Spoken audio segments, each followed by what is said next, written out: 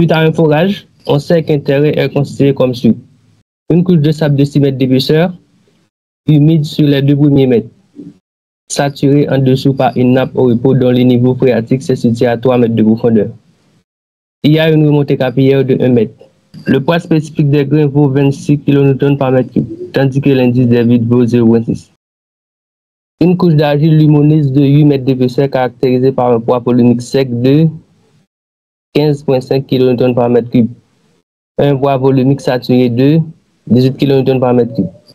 Une couche de sable saturé qui s'étend à une grande profondeur de poids volumique sec 17,5 kN par mètre cube. Et de poids volumique saturé de 19,5 kN par mètre cube. Pour mieux caractériser la couche d'argile lumineuse, on prélève un échantillon de sol à une profondeur de 10 mètres au milieu de la couche d'argile. On soumet cet échantillon de hauteur initiale à 24 mm à un essai hydrométrique. Le technicien de l'essai a relevé les tassements suivants. On a demandé de représenter le diagramme de compression relatif à cet essai. On a demandé de représenter le diagramme de compression. On a d'une part les tassements correspondant à chaque contrainte. Et normalement, on sait que pour tracer cette courbe, on doit utiliser le logarithme des contraintes en abscisse. Et puis, on dispose les tassements en ordre. Normalement, on pourrait utiliser l'indice des vides aussi, mais dans ce cas, puisque on a directement les tassements, bon, on n'a pas de souci.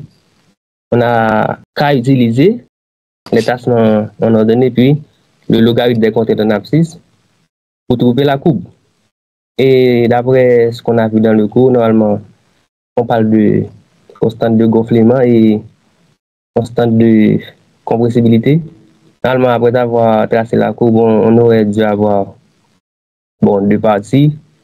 Une partie correspond au chargement avec laquelle on devrait trouver la constante de compressibilité. Et une autre partie plus bas, considérée au déchargement, avec laquelle on pourrait trouver la constante de gonflement. Quelle différence fais-tu entre diagramme de compression et courbe de compressibilité hydrométrique? Pour moi, c'est presque la même chose.